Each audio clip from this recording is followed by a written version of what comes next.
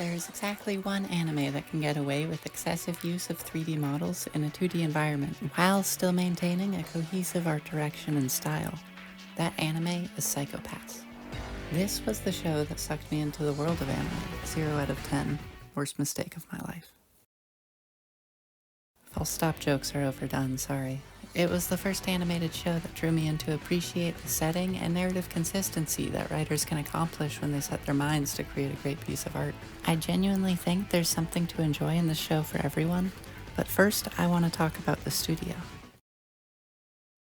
It was made by Production IG as an original animated series in 2012. If you don't know about Production IG, you actually probably do, as they've been one of the top players in the industry since 1996, or earlier, depending on who you ask. They have an incredible track record overall. It was co-directed by these two.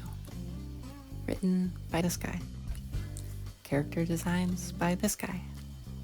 The music was by this guy.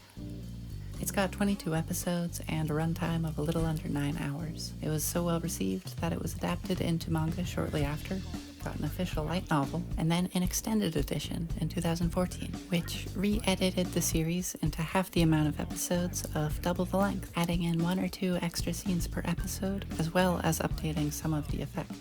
While reading up about the studio, there's some funny lore where filmmaker-producer Quentin Tarantino bullied Production IG into making an animation sequence for Kill Bill Volume 1 by repeatedly sending them screenplays until they agreed to work with him.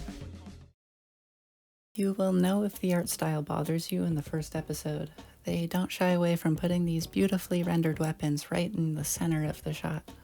The weapons, as well as some of the robots and vehicles, are obviously computer-generated, but in a way that adds to the sci-fi art style and even elevates its already strong visual identity. You follow this bastard, Akane, throughout the story. She takes on the role of an inspector, but yeah, she's basically a cop.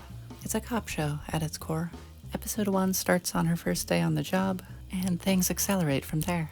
The cops in this future are knockoff Judge Dredds, encouraged to point their gun at any suspect or citizen in distress, as the gun, called an enforcer, is connected to the all-knowing Sybil system, a futuristic artificial intelligence which assesses every citizen's psychological profile based on an advanced ocular pat-down vibes check system in order to assign them an appropriate color based on their current mental stability, with poor colors or high numbers indicating that you are probably going to start committing crime.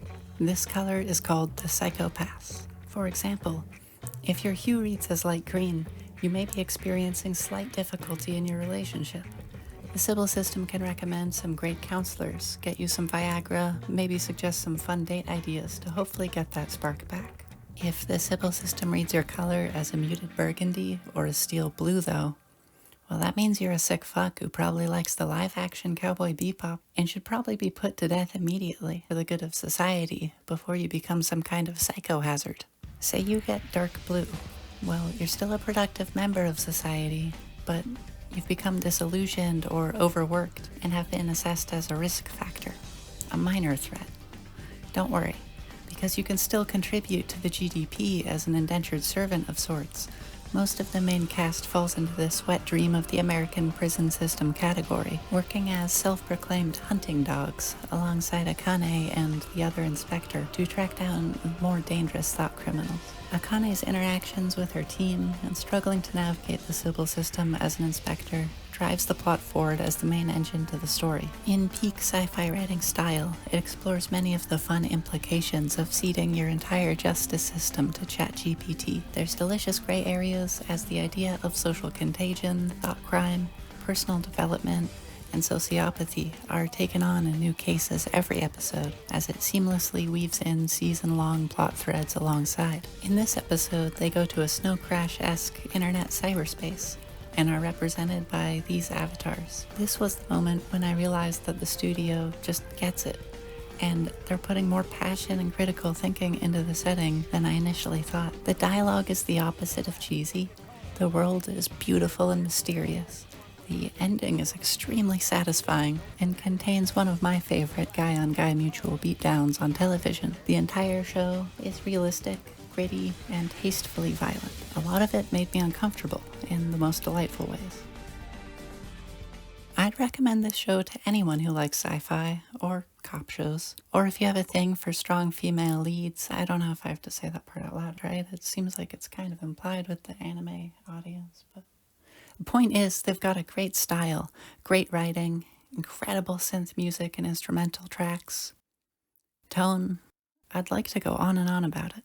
But if you're squeamish about violence, be aware it's not an overtly gory show, although every few episodes you will see someone actually just explode. The weapons, when used, are brutal and bloody, and even though the deaths are all done in an artistically tasteful way, and are usually off screen to be fair to the animation team, they were reportedly asked to rework multiple scenes across the series because the networks thought they were just going too far with it.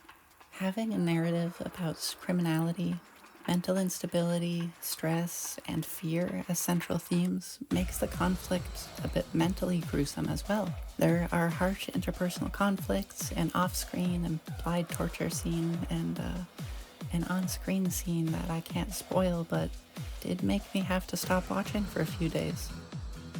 People going insane? Yeah, they don't shy away from the dark stuff at all in this one. There's not anything explicit on the level of essay scenes. Heck, there's not even any implied sex. I think the main character might be asexual, honestly, but that's for a different 40-minute analysis video. They don't sexualize her whatsoever, and I consider that a positive, but for all the gooners out there, it's probably not.